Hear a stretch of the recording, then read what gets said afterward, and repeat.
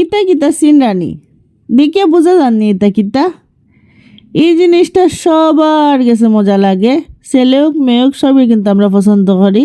আর যে এটা হইল কি বড়ই, অ্যাকচুয়ালি অনেকবার আইয়া আসছে আমার গরম বড়ই, কিন্তু আমার চাটনি খাওয়া হয়েছে না। তো আজকে কইলাম আজকে আর খাইলেই চাটনি। তো আমি চাটনি লাগি কেন খাঁচা ফাঁকনা 2 জাতির বড়ই লইছি। আর বড়ই পিছে যে ডাটাত আছে এটা আমি প্রথমে একটু পরিষ্কার করে লাইমু।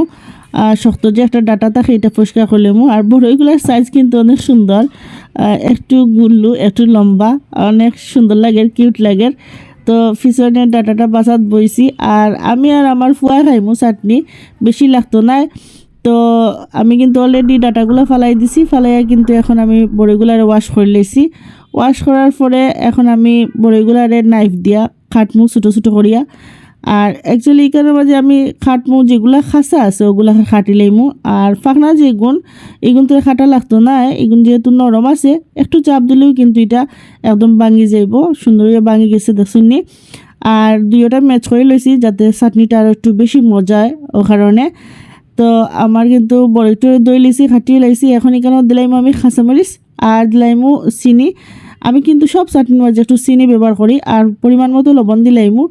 আর যেহেতু আমি কাঁচা রসুনের গন্ধ আমার কাছে ভালো লাগে না, তার কারণে আমি দিলাম না রসুন।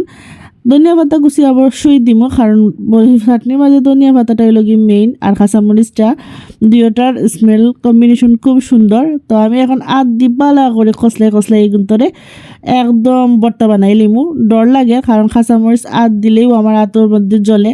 তো মাখানির পরেও কিন্তু আগে আমি সাথে সাথে সাবান দিয়ে হাত ধুইতেইব, নাইলে দেখা যাইব যে সারা দিন সারা রাইতো আমার হাত জ্বলবো। তো অলরেডি আমি বর্তা বানাই লিছি।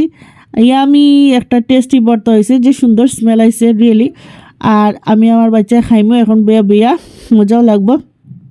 বয়স দিলাম এখন সময় আমার কিন্তু আরও খাইতে ইচ্ছা করে।